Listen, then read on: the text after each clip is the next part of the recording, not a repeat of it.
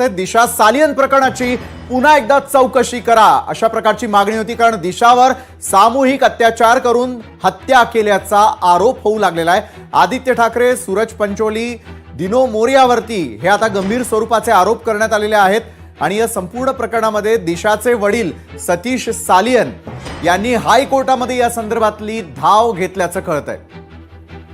या घडीची सर्वात मोठी बातमी या अनुषंगाने देखील आपल्याला चर्चेकडे वळावंच लागणार आहे।